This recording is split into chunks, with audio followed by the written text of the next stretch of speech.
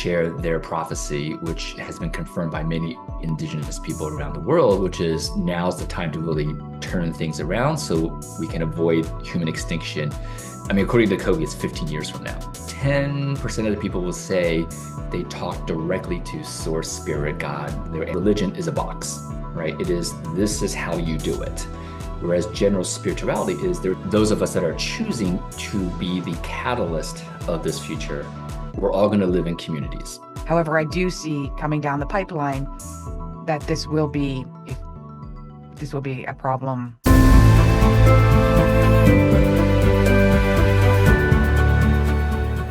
Hello, everyone. I have a special guest for you today. I am so excited for him to be on this podcast. It's going to change the way that you look at life, the way you look at life of what's happening today. I know many of you feel a little displaced. What's going on? Where are we going in this world? We're going to answer that question for you here in this podcast. It's magical. And I'm talking about Dr. Stephen Young. I found him on the Wellness Wisdom podcast with Josh Trent, but he's been on many, many other podcasts, and you're going to see him on some bigger podcasts coming up soon. He is going to talk about Hermetics, but also he's going to be talking about this ancient tribe called the Kogis. And I want to hear a lot more about that because apparently they prophesized what is going to be happening in our future. He's also a Hermetics expert, and this is a very ancient wisdom that we all need to know now. I think it'll help us navigate what's going to be happening in the near future. And Dr. Stephen Young is going to be talking about that. Welcome to the show, Stephen. How are you? Oh, thank you. I'm so excited to kind of share all the life experiences and really just invite the listeners and viewers into a specific field of existence that I believe will get us into the desired future that we want.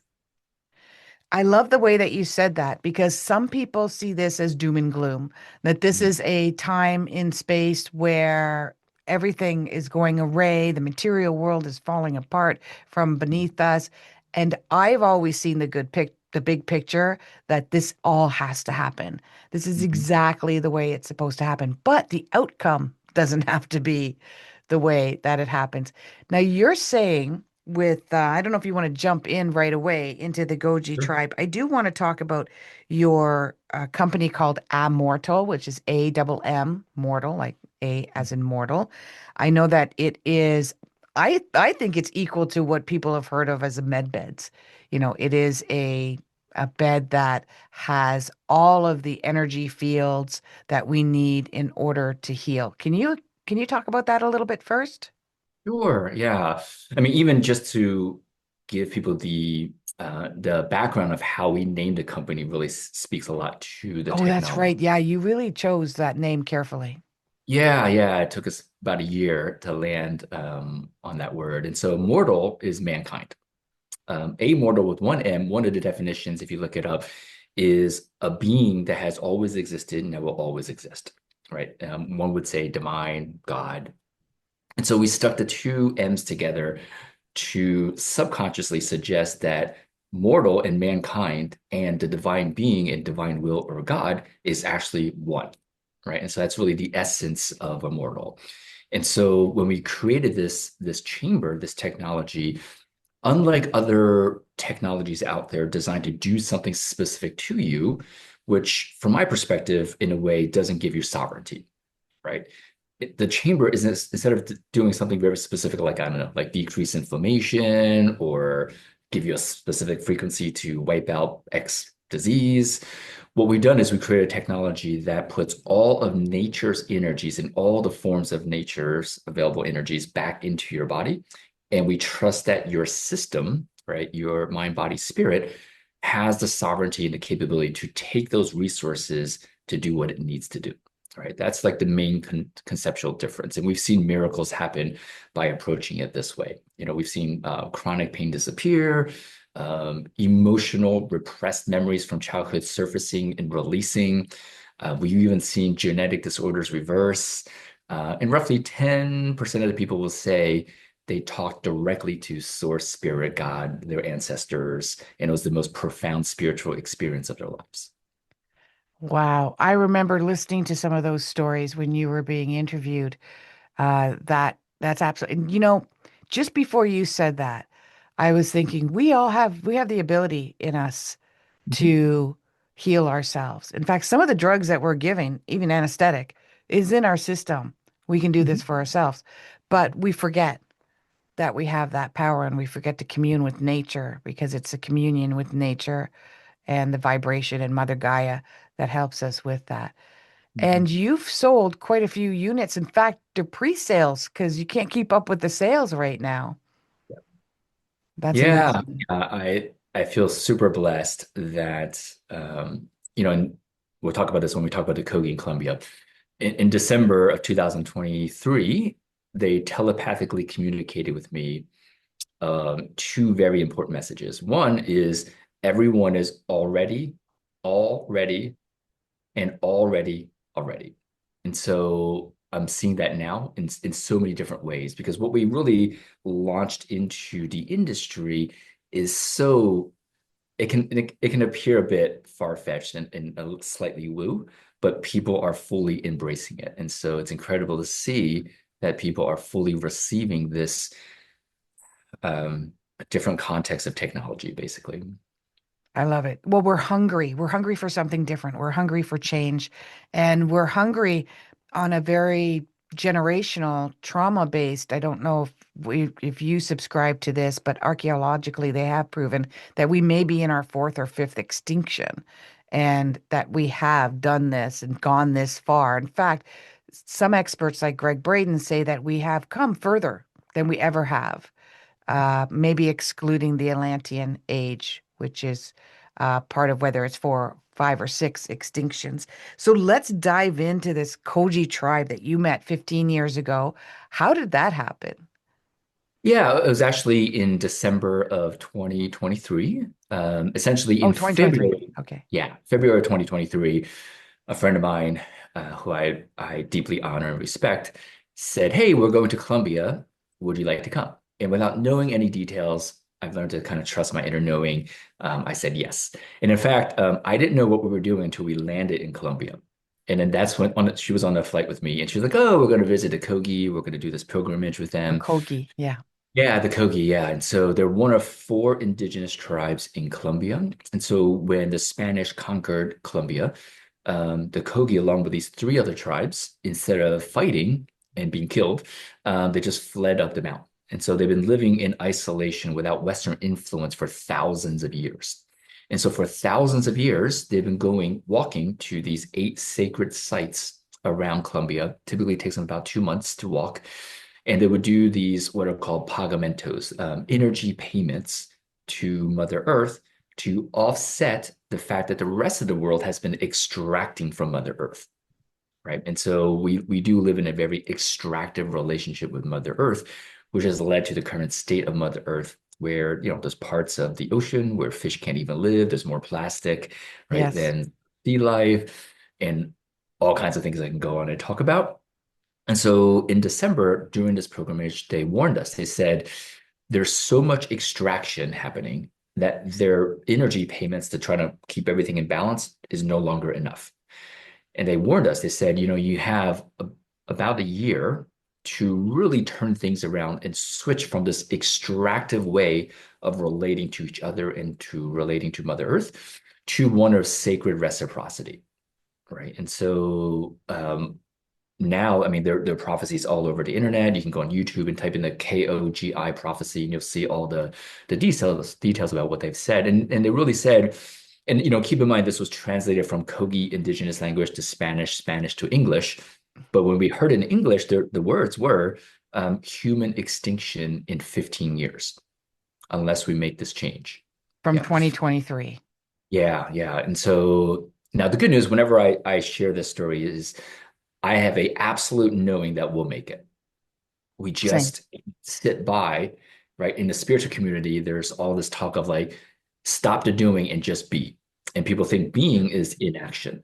I Yep. remind people we're always doing something. We're always inhaling and exhaling, right? And so what my suggestion is you be, which means you act from your heart with sacred reciprocity.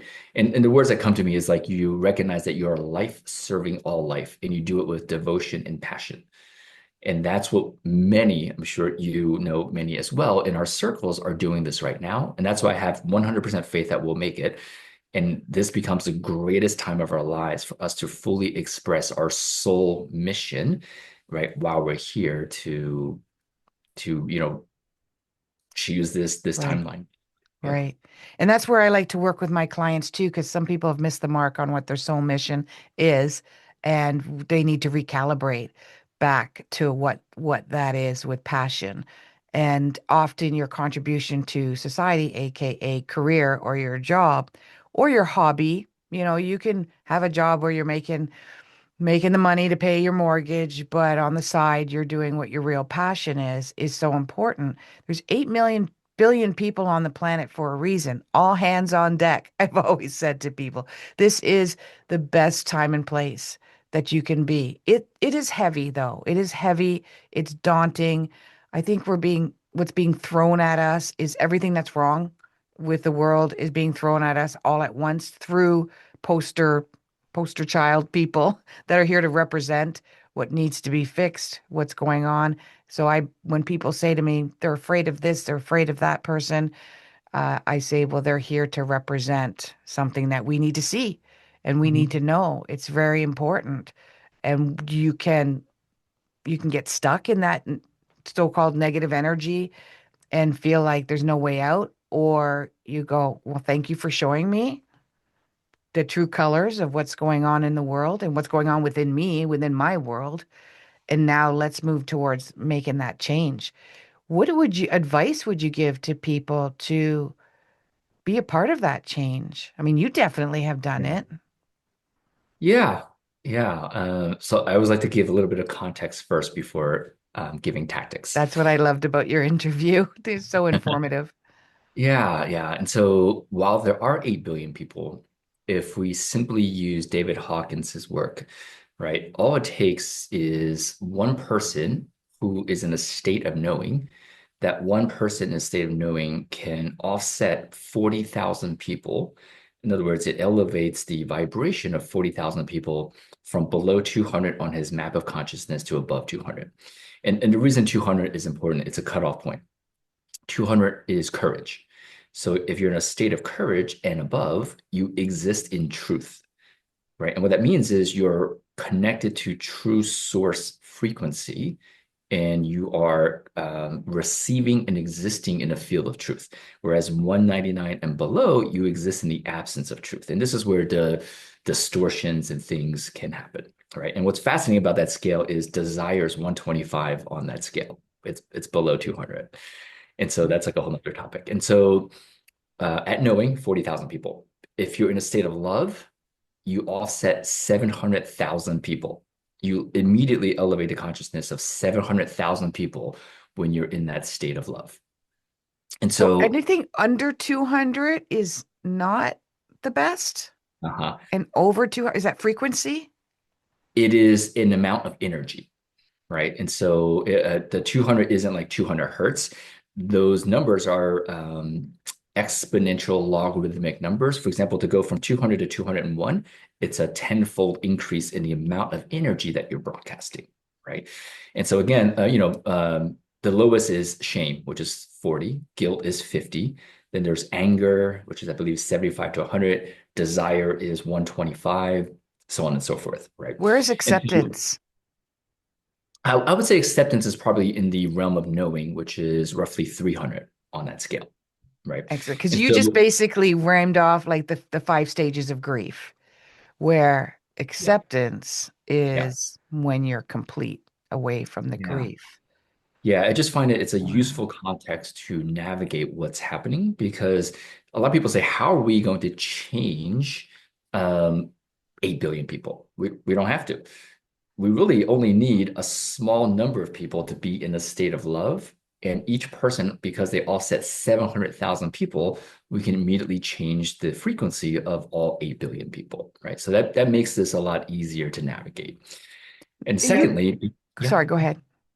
I was going to say just the once we recognize that it's the state that we're in that matters more so than the actions that we're taking, then when you watch the news, hopefully you don't, but if you do watch the news and you see all this perpetuation of all the things with the Epstein files and P. Diddy, what's happening, know that all of that is designed to bring you back into fear, into anger, into frustration, because those are controlling media knows how the game actually works.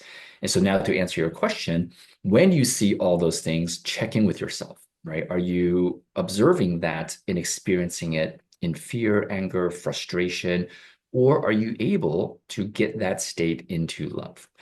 And if you can get it into love, that is the most important action that you can do right now is no matter what's happening in your life, you give yourself space to feel the actual feeling. Maybe the first reaction is anger or frustration. And you meet that, you envelop that with love, right? You give yourself space. Don't like shame yourself for feeling shame, right? You allow yourself to feel all the dense emotions that are below 200, which is okay, but then you transmute that basically back into love. And this is the greatest action we can all be doing. You just spoke my language, a language that's very difficult to speak when there's not a lot of opportunity to speak that language in my day-to-day or anybody's day-to-day life. I just said that with a group that I'm involved with locally that Mm, are awakened mhm, since some different, very difficult times. That's how they got together. I got mm, together later on. We had dinner the other day and everybody was talking about everything wrong with the world and how we're so awake to what's wrong with it. And I mm. said, don't you not think that us concentrating on what's wrong with the world is actually contributing to what's wrong with the world? That we're contributing this energy and focusing on that energy and getting so upset and hurt and mad and angry about it. It gave them pause, but not enough to flip them around. What advice do you give to those people that are just stuck in that muck of I can't find a way to love all this negativity that has happened? Yeah. You know, I was in a previous relationship with someone that is the most embodied of this love frequency of any human I have ever come across, right? She's one of those humans, guaranteed, if you like chopped her arm off, right, because you're angry at her, she literally would just look at you and like still meet you with love, like not exaggerating. And yeah, yeah. And so from being in her field for about a year, I would say this, we have to laugh at the cosmic joke that we are seeing this situation, right? People are Mm, complaining. And then we're trying to, and we recognize that complaining and trying to, I would say, if solving problems in that context works, we will already be in utopia. The context of solving problems doesn't work because as soon as we intend to solve a problem, this is very hermetics, we must create problems in the field to solve. And so when you're in a situation where people are complaining, right, the tendency is like, let me stop that, but that just perpetuates it, which is what you experience. And so right. the first, actually, and this is very, judo, aikido, is you actually honor their complaint, right? You love the very energy that you're sensing doesn't work, right? And so, and this is, again, we can tie it to the Ho'oponopono, where basically it means that God slash source is divinely orchestrating everything. And so we literally honor the complaint first. And what you'll notice is that if people are being honored, of course, psychologically, they're much more open to changing and hearing. Whereas if they're not honored, then of course they typically go into defense and holding on to their stories for their ego and their identity and their stories and all that stuff. And so my advice really would be you can judo it. Like, oh my God, this complaining is amazing. Like, how is this benefiting you in your life? And what you'll find is that a lot of people complain because it helps their current victim identity feel better about themselves, right? And then we get to honor Yes. that, right? And so we kind of unpack the root essence of why the mechanism of complaining is happening, and we honor the root benefit of it. And once people honor the root benefit, then the mechanism dissolves, which means the complaining dissolves. That was the biggest lesson. Thank you for elaborating on it. When I was Mhm. watching your podcast, that when it's kind of the law of opposites, right? Or the Mhm. law of polarity, Yeah. where when you concentrate on one, you're creating the opposite Yeah. illusion Mhm. of that version. And that was mind blowing. I literally listened to listened to you on that podcast probably 6 times now. I've fallen asleep to it, listening to it, because it was so profound that understanding Mhm. that you can't have one without the other. Mhm. And I think it was on that show where, and I proposed this on my TikTok, if everything was red, the color red would not exist. Mhm. And I've still got friends trying to figure that out. Even though I explained it to them, they still can't wrap their head around that. Yeah. Right? The metaphor I use is fish can't understand water until you pull fish out of water for at least 1 second and put it back in. But people tend to get that because they don't know That's a what good water is, one. right? Like Yeah. they're just in it 24/7. But essentially what I'm saying is we need contrast in order to discern. Discernment comes from contrast. Yeah. How does Hermetics interweave with all of this understanding? Yeah. I believe the Hermetic Principles, right? If you said a lot about this in many podcasts. If you believe in modern history, right, we can say it's Egyptian, right? The Egyptian god Thoth or Thoth kind of created it. If you believe in a different narrative, then it's Atlantean, right? And what that means is instead of just being 3, 4, 5,000 years old, now we're talking about 36,000 years old. And so if that's the case, then these Hermetic principles predates all other spiritual teachings, right? So the way I look at the Hermetic principles are it's like the source code, the ones and zeros that led to Buddhism, Christianity, Kabbalah. I mean, all the things. Literally, whenever I read any other spiritual texts downstream, right, some kind of wisdom, now I can just unpack it as, oh yeah, that's law number 1, 3, and 6 combined. It's just permutations of the original 7, right? Right. So the benefit of these laws is, and the reason they're coming back intensely right now is the laws aren't just these 7 things to know. These laws, like everything, are vibrations.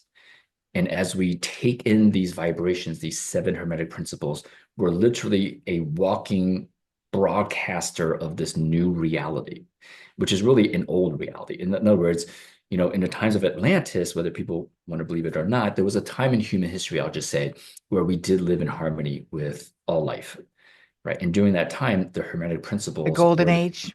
the golden age. It's many names for it, right? Yeah. The Hermetic principles were the original codes that allowed us to live that way, which is why it's been repressed and suppressed for thousands of years. And now we need it.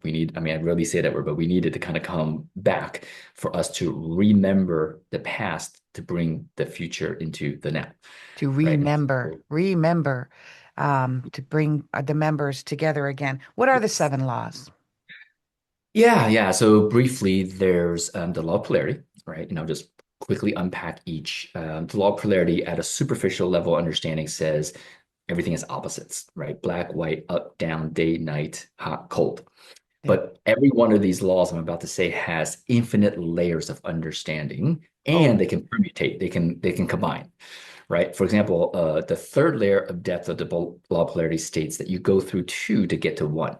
What that means is when you first experience an opposite, hot and cold, if you experience enough hot and cold in a full range, you'll realize that they're not opposites anymore, that they're just varying degrees of temperature, right? So you'll discover a wisdom that unifies the opposite context back into one. That's why the words are you go through 2 to get to 1.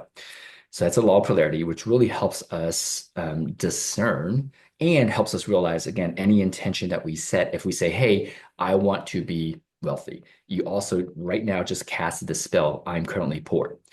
If you cast a spell of, I want to be abundant, you just casted a spell that you're currently in scarcity, right? That's one of the biggest ahas of the law of polarity. Then there's the law of rhythm. Everything in the universe swings back and forth. Nothing is static, right? And as the wisdom I give on that is every problem that we have in life is simply a desired outcome that we want that we're not allowing to move, or a previous story that we have that we're not allowing to move. If you allow either a desired outcome or a previous story to move, problems don't exist, right? Next is the law of gender, right? And so masculine, feminine dynamics, right? The law of cause and effect. Everything happens with input, output. The law of vibration, right? Everything is we're like one sea of vibrating molecules, right? It's the law of unity. The law of mentalism, which means all things come from the mind, not your mind, but the mind. And essentially, what that means is all things come from your thoughts as well as the collective consciousness, right? And the last, I always save this law for last, which is my favorite, which is the law of correspondence. As above, so below, as within, so throughout. What that means is everything that you're experiencing in life is an exact replica of who and what you are subconsciously inside.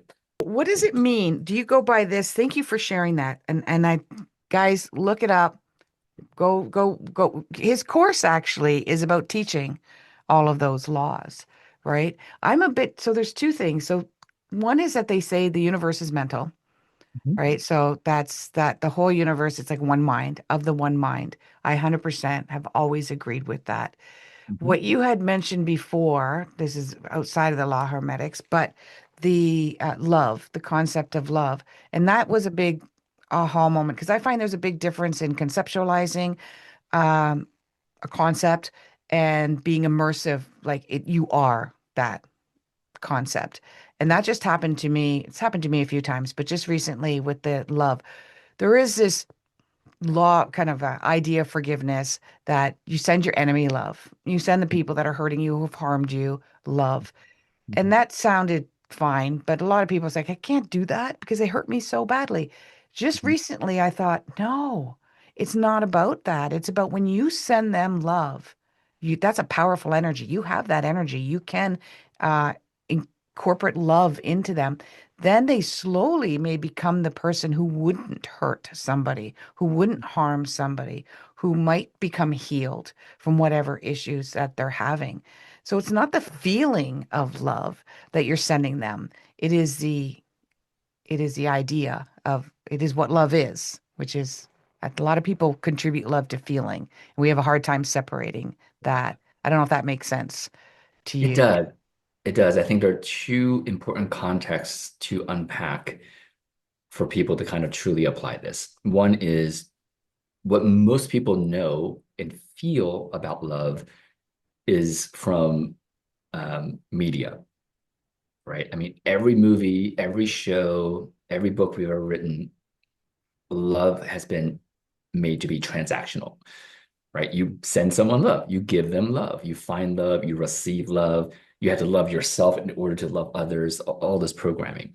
So it's a very transactional type of love that may not be the actual love that is what God would intend, right? Hmm. Because the true essence of love, I always say love is no different than source, no different than God. No, it's another way to say non-dual as well.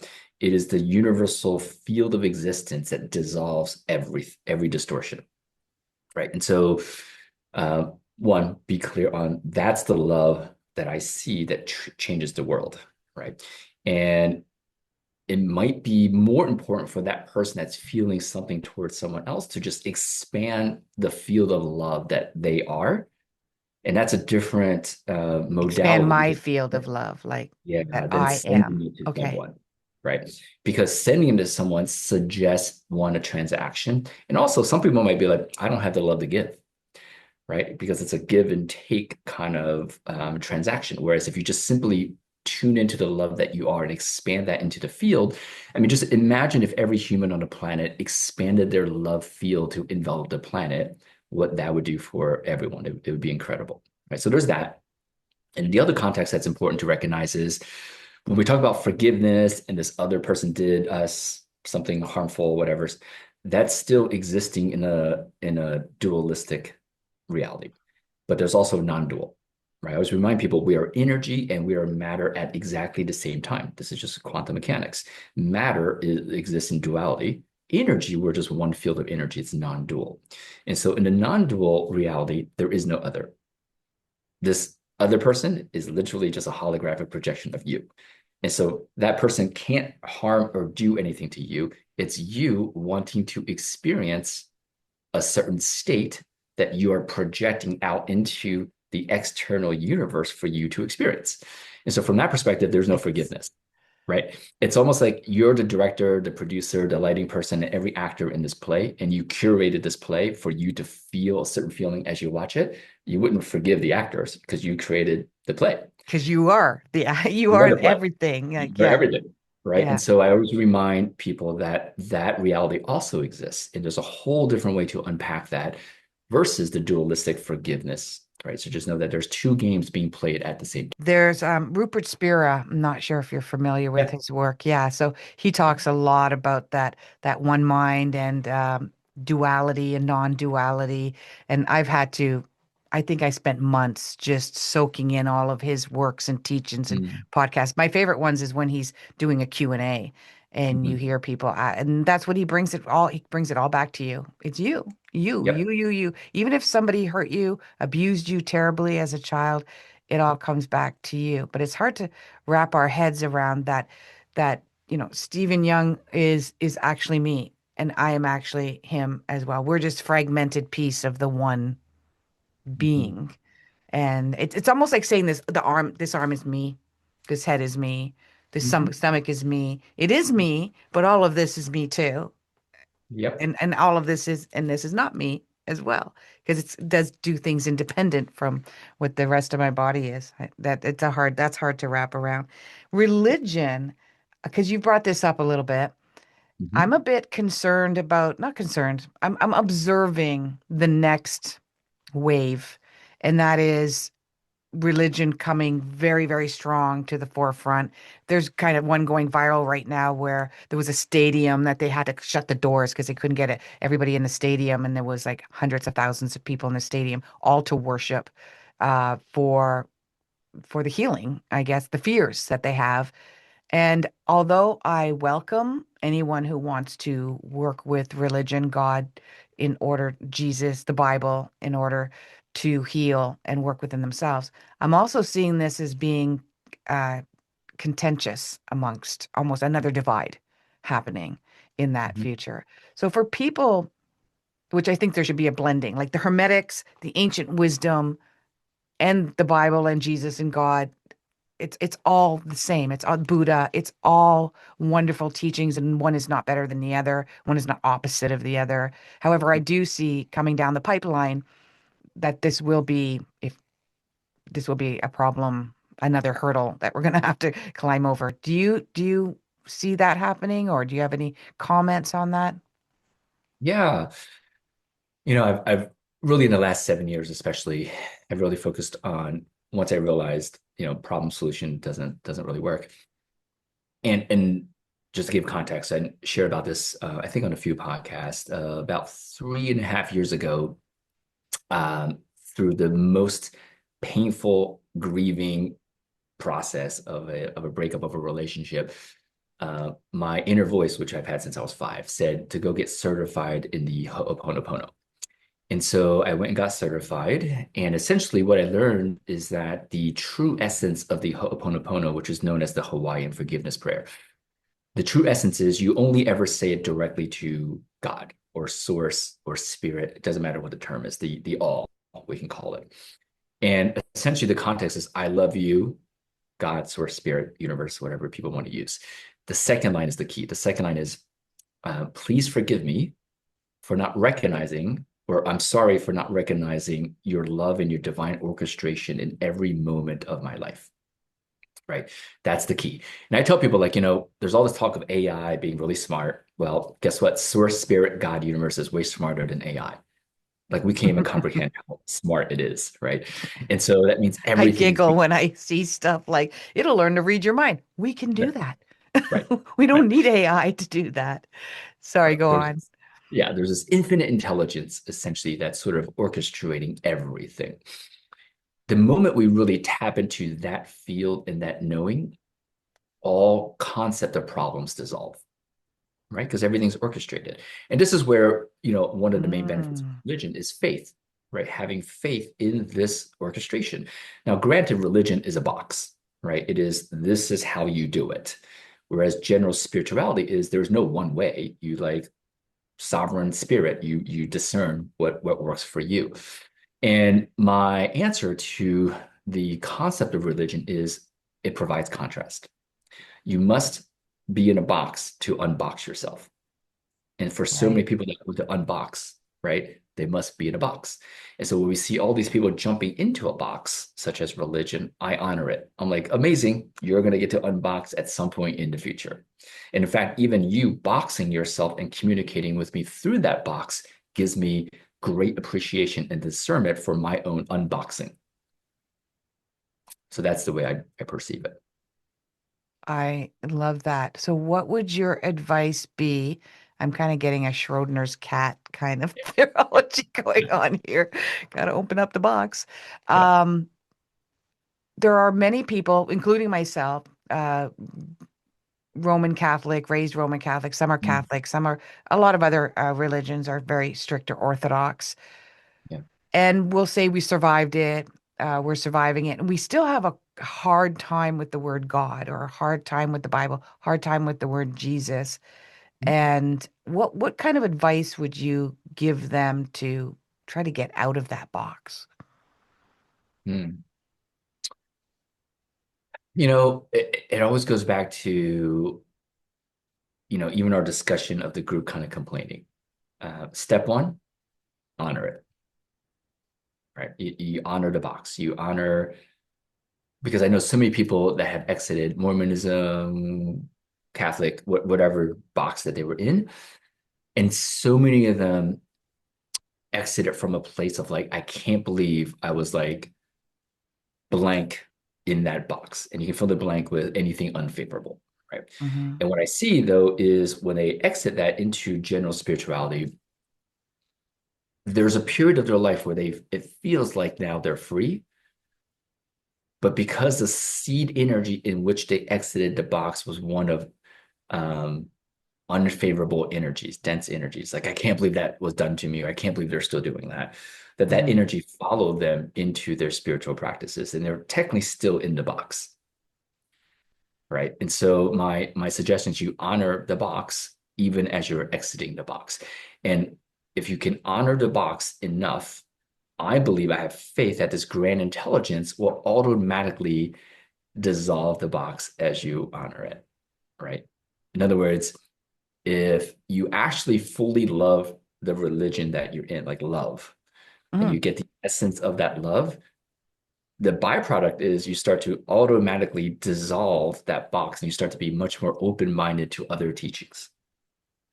But that box, if it's feared, if it's, if you're trapped in guilt, right? I Or mean, that's a lot of judgment. people, or judgment, then you're going to be trapped in it, right? And so you want to recognize that what, again, it goes back to that state of love, which is like the ultimate transmutation, dissolving all boxes, because it's like saying it's the ultimate container that has no containers that makes things non-dual. It dissolves all resistance, all boxes, all separation. Correct.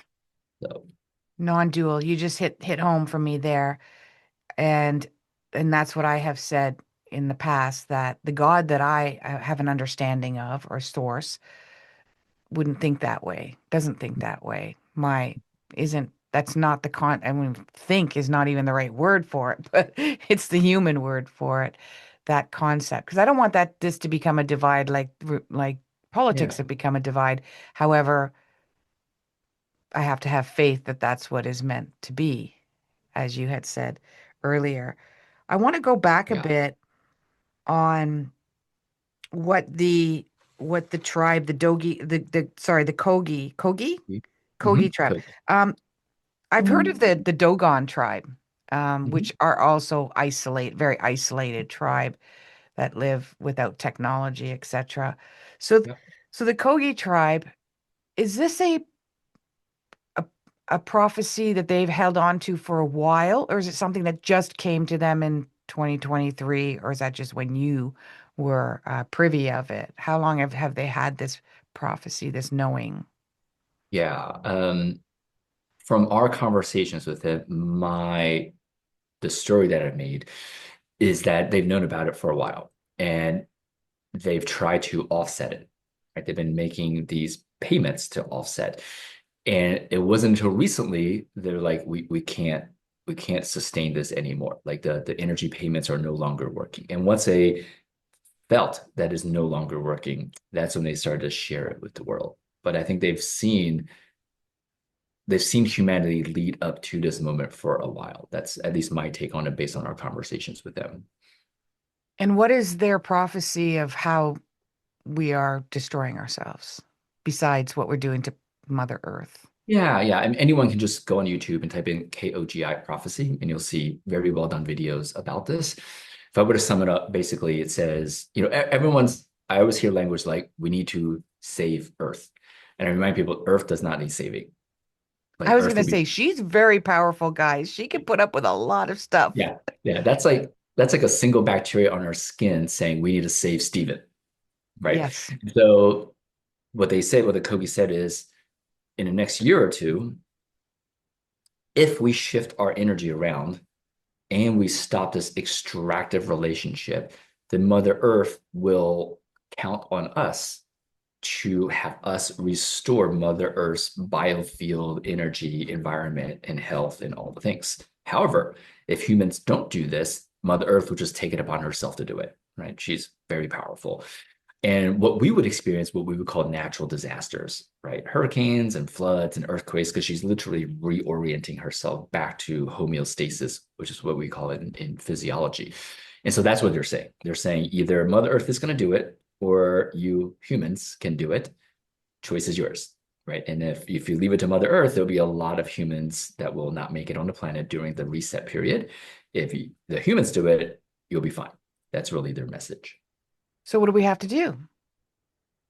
Yeah, first and foremost, sacred reciprocity. So, I worked with the Pachamama Alliance all of last year, and we crafted this message or this statement or maybe this mantra, which is to recognize, because right now we live in human supremacy. We think we're at the top of the food chain, everything's about us.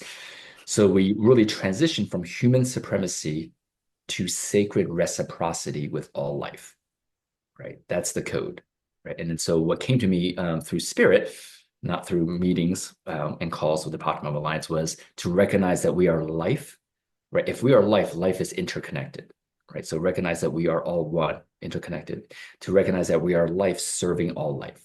But that means every moment of every decision and every state of being, we check in. Are we life serving all life? Or are we doing this to be more important, for significance, for safety, for love, for connection, right? All of that is basically driven by our still egoic self. And that's not a bad thing. It's just how we've been running for such a long time. It's almost like we've played that game to exhaustion and it's now led to this current state.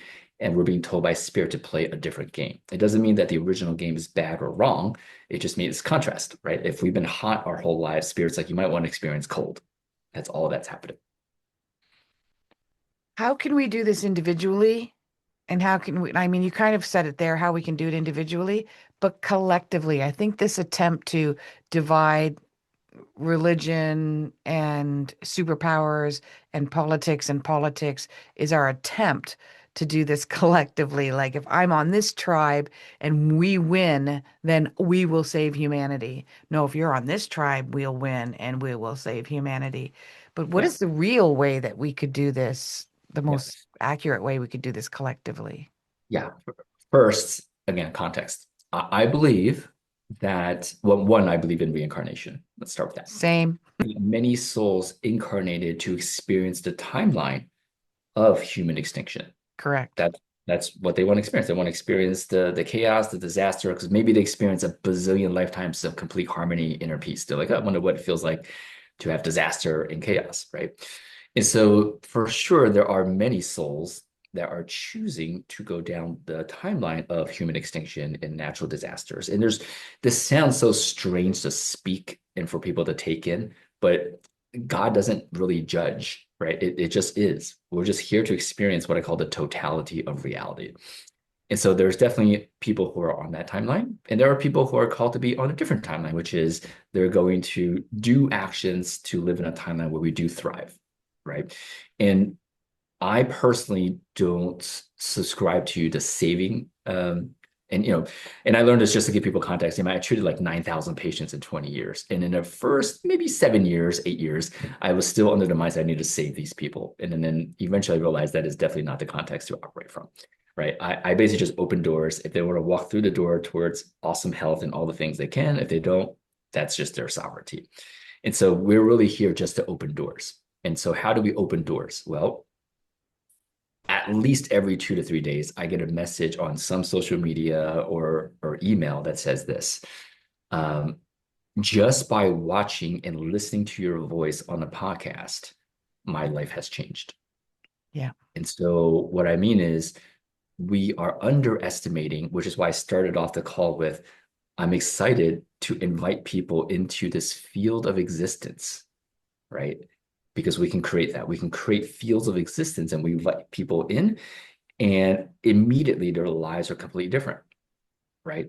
Whereas the linear way of thinking about it is we need to teach them a bunch of things, then they need to act on that teaching. And maybe if you listen to Malcolm Gladwell, they got to practice it for 10,000 hours and then they embody it and master it. No, we live in a time where you can have immediate mastery, immediate embodiment of codes and frequencies. And we can do that by broadcasting, right? Those of us that are wanting to experience this, we live as that field so powerfully. We simply invite people into that field and immediately shifts happen. Is that what your course is about? Yep, the Hermetics course was a distillation and really channeled. I've been doing live events for 11 years now, inviting my very impactful entrepreneur friends, because I can only do like two of these a month, given my schedule. So I Right. invite, 8 to 12 entrepreneurs to come. And then basically I've learned to create a field of existence of wholeness, of non-dual. And I've learned how to embed the Hermetic principles into their consciousness. So it's 100% mastered like that weekend. And from doing that for 11 years, about 2 years ago, literally at 11 p.m. or so at night, Spirit said, go and create this course. And so at the time, I had a green screen set up in my apartment. I literally went on a green screen and straight for 4.5 hours taught the course. And it ended at like 3 a.m. And so that was how the course was born. And I've had many people basically report back that the course not only changed their lives, this is actually an interesting unintended side effect. I did not make it for this intention, but I've had many couples go through the course together and it said their divine union is tremendously magnified because they now are speaking and vibrating the same frequency based on having taken in these hermetic principles. And so that's really the magic of the hermetics. Wow. Okay, Yeah. guys, all the course information will be down there. I know that I'm going to be moving towards working on that course as well. You did mention your job and you had clients and patients at what time, at one time. What did you do? Yeah. The So, doctor part. yep. I have a multiple science degrees, anything from biomechanics or kinesiology, which is mechanically how the body works. I used to teach physiology to doctors, and then I have a master's or in a doctorate in physical therapy. So we had a 7,000 square foot facility where we did physical therapy, fitness, nutrition, massage, yoga, functional medicine. And 16 years ago, before biohacking was a thing, we were already playing with different technologies to speed up healing. And so I did that for 20 years until 2020, when Hmm. this interview said, get out in 2 weeks. So I literally closed the business in 2 weeks. I didn't Wow. sell it. I had left $700,000 worth of equipment into place and just like left and make sure all of my team members had a place to go. And so I've learned to kind of trust his voice. And by doing that, it really gave me the space to lean that much more into alchemy and spiritual teachings and things that has been able to make a much bigger impact. I'm giving an example. Already with the Hermetics course, we've helped more people than the 9,000 people I've treated in 20 years, just in the last 2 years. So, Save time, save money. Take the course. That sounds that sounds amazing. What do you see? Um, the world is going to, the people on the planet, we're all going to become in harmony. We're all going to live together in peace. Within 15, well, less than that now, we're going to change this around. Now, I'm not thinking this is going to happen overnight. Once we see the choice point and we've made that turn, then we've got more of a road to go on as well. How do you see that? What does that look like? Is there AI still? Is there modern technology? Or are we all like a bunch of hippies in a tribe growing our own yeah, food? How does that look to you? yeah, yeah. So I've been sharing this vision. Those of us that are choosing to be the catalyst of this future, we're all going to live in communities. And these communities will be embedded with that love frequency that I talked about, not the transactional love, but the unifying field of love.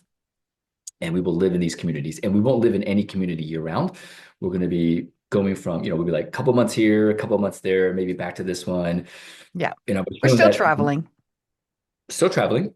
And we're Yeah. just going from community to community because there will be this, it doesn't have to be artificial intelligence, but this computing program that's going to say, hey, Stephen, given these people's knowledge, resource, connections, and interests, you might want to go to this community from May to August of next year.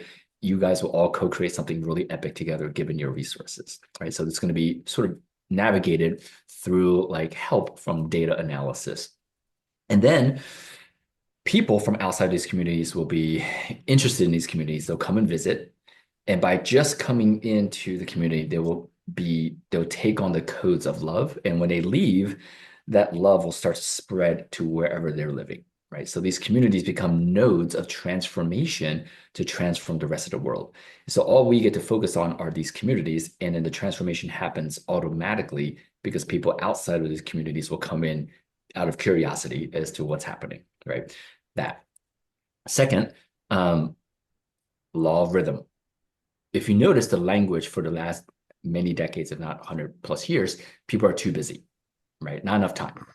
We're about to enter a phase in humanity where we have ample time. And this is where you hear AI is going to take over 50% of the jobs, all the things.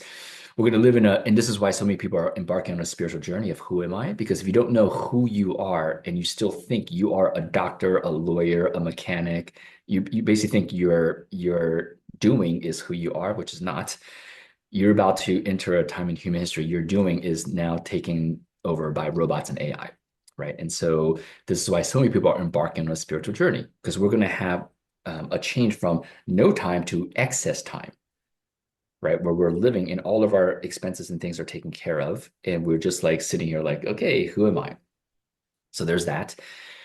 In terms of AI Neuralink, yes, there's going to be a part of the population that will use technology, whether it be AI or brain implants, to communicate telepathically, right? Like the Neuralink in people's brains going to think something, go into the internet, be broadcasted to James and Jeffrey and Susan, and they'll all communicate just through this artificial telepathic way.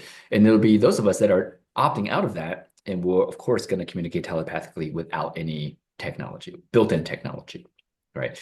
And so all this is going to happen. There's no right or wrong. There's just again this contrast of tech, artificial tech and natural tech that's going to happen, and that's what I've been able to see. I haven't my knowing Hermetics, I know at some point this has to merge back into one.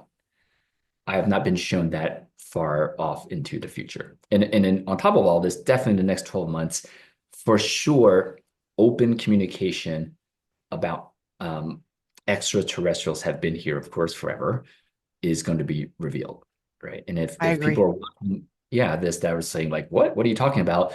We had the former head of CIA here in Austin 2 months ago, openly speaking about, of course, they've been working with extraterrestrials. In a major gathering that I helped the Pachamama Alliance and work with them to put together in June, there were people there that work on Capitol Hill. They all know, of course, extraterrestrials are here. They're talking about one of the 9 initiatives that we put together is how will this message be disseminated so it creates a unity and not more fear and separation. Fear and divide. Yeah. Yeah, yeah. Which it So might do temporarily. You have just pretty much laid out how I've seen it. I've had 3 prophetic dreams. At the time I didn't know they were, but now that I see things unfolding, I can see. And they're dreams I dream a lot. And these 3 dreams I can never forget. I don't even need to write it down. I can mhm, never forget it. And the culmination of them basically is what I've coined the Great Divide. And that's basically what you kind of mentioned is that we will live in 2 different realities. One mhm, will be where it is now and where it's going in the future, and that's the more materialistic world, etc., power, struggle for power. And then there will be the us that want to live quite differently than that. One of my dreams, it was actually the mountain. So we lived in the mountain in the dream, mhm, and they lived. and we could visit there, but they couldn't visit us where we were. That was I don't think was accurate, that part. But if we're able to migrate around all of these different communities and kind of mutate where we can create more and more people that can be telepathic, for instance, or live off the earth or live with the energy and communication with one another, I'm going to sign up for that one right away. And that's where I see it going as well. And there will be, well, you guys aren't, with the times. I think everybody who's 100% against AI, I'm not, but people that are, may gravitate towards that way of living. Do you think that there are any communities that are starting already that are leaning towards that? And where are they? Oh, I'm in a WhatsApp group with, there might be 250 members now, and each member either has already built a community, is in a process of building a community, or is, wanting to build a community. I'm also on the board of an organization called Fifth Fire, and their What's it called? intention Fifth Fire? Fifth, yeah, Fifth Yeah. Fire, Okay. and their intention is to build 52 communities at 52 sacred sites where each community is governed by the indigenous wisdom keepers of that land. And so, yes, there's a huge, huge movement I'm towards so the, excited. That's awesome. yeah, That's awesome. So you think we'll see that in our lifetime? I think you and I are relatively close to the same age. So you think yeah, we will see these communities, be a part of these communities, experience them in this lifetime, within the next I mean, 15 years? in the next 3 years. In the next three? Yeah, Yay. Okay, yeah, good. it's happening Good. fast. Yeah, 26 and 27 is what I've always predicted to be the choice point. yeah, That's when we're going to tip one way or the other. Which way? Now you say 40,000. I've also heard the number 44,000. Okay. yeah. The number 144,000 has been, 144. Yeah. yeah, has been shared in so many different cultures, religions, spiritual practices. Yeah, I mean, from an Atlantean perspective, because I did an Atlantis mission last year where I took a group to Damanhur, Italy. We activated our energy organs. So then we went to Egypt to do a past life regression. Everyone remembered multiple lifetimes of Atlantis. And again, within that context, it's 144 Atlanteans have all incarnated in this lifetime to bring Atlantis back. If we use, sort of religious, we work heavily with Archangel Michael, and Archangel Michael has told us 144,000 of his battalion, like souls devoted to truth and light, have Right. all incarnated to bring that. I mean, it's repeated so many different ways. What happened to Atlantis? Yeah. I've spoken a lot about that in podcasts. I would Yeah. say the short version. Um, I need to give context before I give the story. So, if we are life in existence, there's a force called non-life and non-existence. They're not evil, they're not bad. There's just checks and balances. Atlantis, for 20 plus thousand years, thrived in such harmony. They created time machines, or we can say portals to other dimensions, and it started to replicate this harmonious way of living in other timelines or other dimensions, which is kind of unnatural because the other timelines or dimensions are supposed to have variations of this, not a replica of this. And so non-life and non-existence came to stop it, and they did. And how they did this was to go from the inside out. They infused decadence into the consciousness of the Atlanteans. So instead of life serving all life, which is harmony, decadence would be for my pleasure, my gain, my enjoyment. And took 1,000+ years for that to contaminate the consciousness of the Atlanteans, where they built technologies for more power that they couldn't control, and these crystals blew up, caused the Great Flood, and we reset. And then this non created a lie, right? When you talk about Atlantis, people think Atlantis was some island that sank, and we're trying to find out where was Atlantis. No, Atlantis was the entire planet, right? So there's this distorted story. Oh, Even try to hide the truth of what Atlantis actually was Earth was at the epicenter of the galaxy because we have more portals on Earth than any other planet. And so dimensional beings were jumping and coexisting with Earth, which was called Atlantis, for roughly 26,000 years. okay. That totally expanded my view of what Atlantis was as well. So and Yeah. that's where we want to get back to. we're getting back to what Atlantis wanted to be, right? Because Right. they did kind of breach how cosmic law works and try to replicate, Atlantis in all timelines. We don't want to do that. We really just want to get back to the life serving all life aspect of Atlantis, which is what, if the distortion didn't come in, that's what it would have been. And you believe this will begin in 3 years. You see that this will Oh, begin it's in already 3 happening years. now. It is Yeah. happening more so than people realize because the media isn't reporting on this, right? And Hey, so, I we mean, I need a can. media that's going to report that. Maybe I'll do a separate podcast. I want to interview all these people. I want to spread the word that this is a reality, not just a thought experiment at this point. Yeah. Uh, Yeah. I mean, I can share stories of friends going to other dimensions and bringing back technologies. I mean, I have technologies that allows ninth dimensional beings to exert their benevolence in the third dimension. There's a lot of things happening that just isn't being reported on major media. oh my gosh, that's amazing. I love this.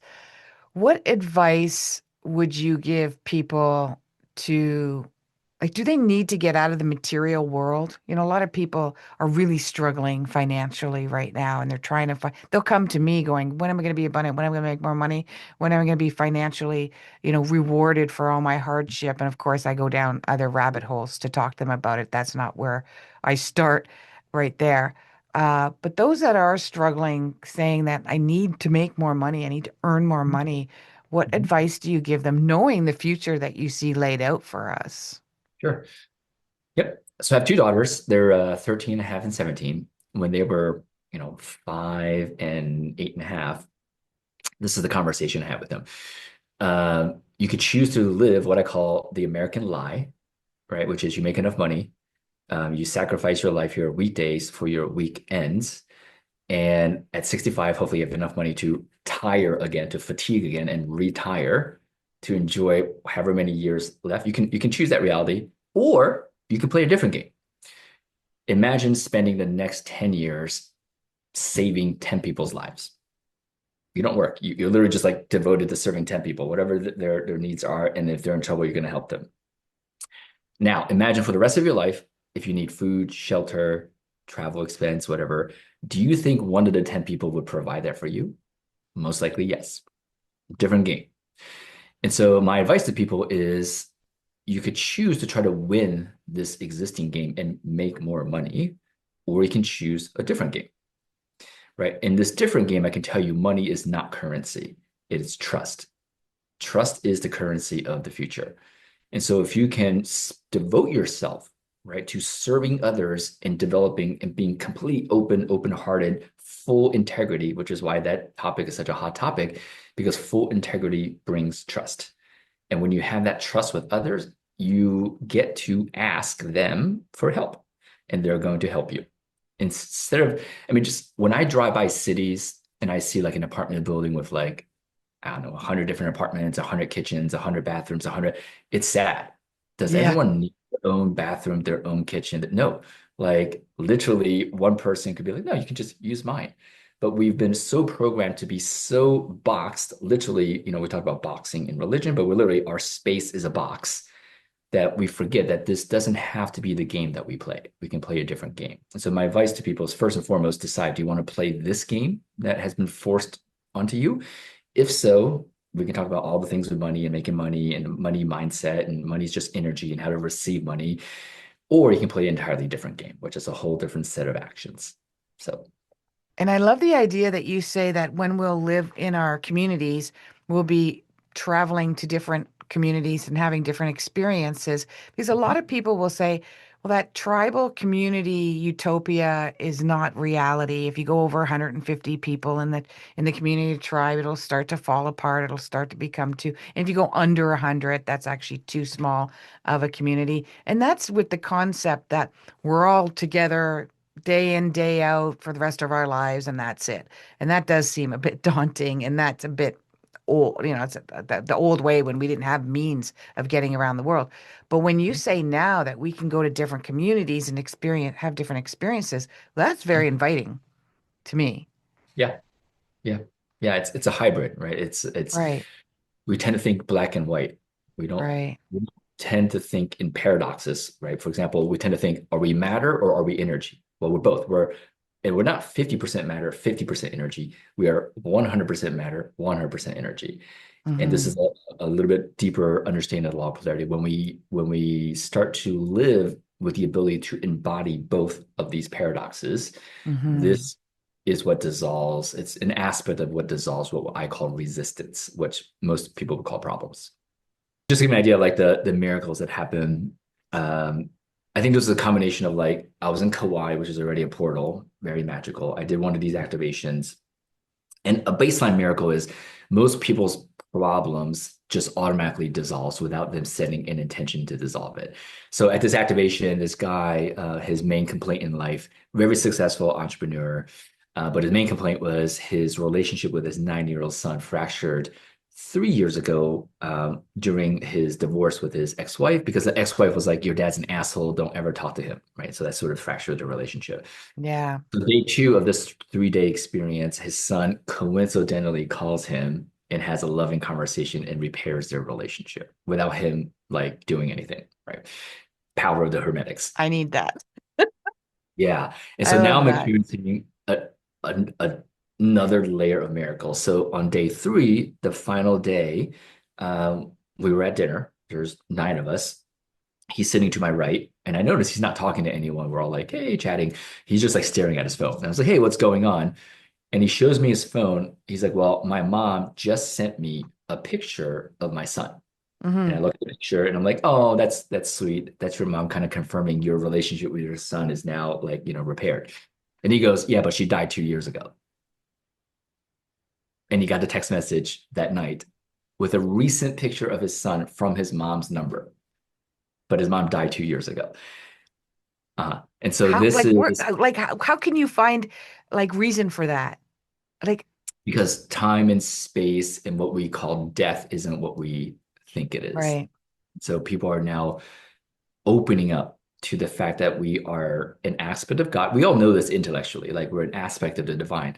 Well, God's pretty capable of doing anything and everything. Therefore, so are we, right? And Yeah. this is the exciting part is, creating these experiences for people not to learn this, but to Right. live in it so they Right.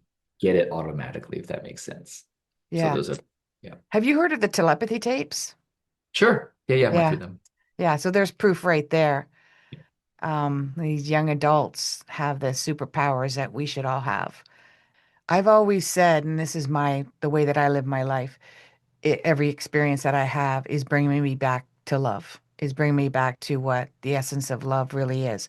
And when people say, well, how do you know when you have that? And I have had moments, a couple months ago, I had 5 days of it.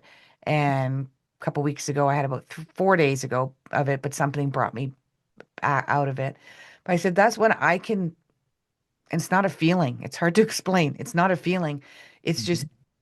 there's no negative thoughts going on in your head all the time. You're not trying to problem solve. You're not thinking about the past. You're not thinking about the future. And the best I can explain it to people is you fall in love with a blade of grass. You fall in love with who you are. You fall in love with the storm and the rain. And you're not even like falling in love. It's not like a dopamine or oxytocin hit. It's just a being, as Rupert Yeah, Spira would say. You're just in this essence of being, and there's nothing negative or nothing drawing you out of that inner being of who you are. And every bad experience that I have in my life, I'm trying to use it to bring me back to that every single time. Bring me back to that. Some people might use God and Jesus and religion. That doesn't quite work for me because I only see judgment when I go there, and that's difficult for me. Mhm. And if we could live in communities where we promote that, like I'm going to sit with your suffering because that's going to bring you to the non-suffering part of you that is an acceptance of and being in love, in that energy of love. And that's where I Yeah. go all the time. It's hard Yeah. though. It's not easy. It's Yeah. a roller coaster ride. Before we sign off, how Yeah. can people contact you? How can they connect with your course? How long is the course? Are you a part of it? Like, do they get to have a conversation with you, or are you in, a group where they can have a conversation with you? And what are the other ways that they can contact you for your wisdom? Yeah, great question. Probably right now, the easiest way for contact is through Instagram. It's Stephen with a V, Stephen Young Alchemist is sort of my, I guess, handle, whatever that's called. The course currently is about 4 hours of videos spread into maybe, I think, 20 to 25 videos, right? The first section is like an introduction. Then I go into the actual 7 laws and principles. And then there's more advanced understandings of the laws. And then there's an advanced practice section, right? It's practical. Instead of just like learning and feeling good about it, these practical sessions, for example, one, I can walk through anyone that's currently having a problem and through an advanced practice, dissolve that problem within 10 minutes, right? And so there are practical exercises. I've been asked to have some type of offer where there's, some kind of frequency, maybe it's weekly or monthly live calls. I'm considering doing that. It's just a matter of me discerning my attention and time because I do serve on the board of multiple organizations to add spirit into their organizations. I'm also working on something called spiritpreneuring, which is essentially a system that any business can bring into their operations that automatically adds spirit into their business. So some bigger things. I'm always feeling into like, how can I leverage my attention to make the biggest ripple, right? Right. However, I have been asked a lot to have these group calls, so I'm considering that. It's currently not a set offer, but if people sign up for the course, my intuition tells me in the next couple of weeks I'll get that answer. And if it's a yes, then I will send out an email to everyone that's in the course about that option. Wonderful. Yeah. Wonderful. I'm actually one of the reasons I'm wanting to take the course is I'm thinking this, I'll be able to help my clients on a next level by using, these teachings. And I think it's important. I'm always trying to find ways to help my clients to heal faster. I Mhm. really, when a client lets me go, a lot of them will coach with me for long. In fact, I just talked to a client yesterday. She says the reason I haven't talked to you in 2 years is because I've been applying everything you taught me, and I got a hump in the road now, and I need Mhm. need some more advice again. And that's the greatest compliment I could ever It is. have. It And is. if I can find another level of which I can help them heal faster, Stephen, thank you so much for being a part of my podcast. I Mhm. hope in the future you don't get, I mean, I want you to get busy because that means this is all going to be working in our favor, but hopefully I'll be able to have you on again. And I'll Anytime. even talk to you after the podcast about maybe some other people that I could have come on to spread this word of the other way of living, Yeah. that we can teach people of where they can go and not focus on this financial abundance. I believe, like you said, AI will take over a lot of jobs. There may be a universal income in some countries, they're talking about it here in Canada, that will allow us, I'm not saying it's a good thing, bad thing, right, wrong, good or bad. It's nothing to do with that, but it will Mhm. make us take a look at, well, then what do I want to do now? How am I going to contribute to my belief system or my faith or now. So thank you. Thank you for your words of wisdom. I think everybody, we've given you more than enough information. I'm sure you're going to be scouring the internet with more information to be had by some of the suggestions that Dr. Stephen Young has suggested. Thank you for spending this time with us. Thank you, Stephen. Namaste, everyone. Namaste.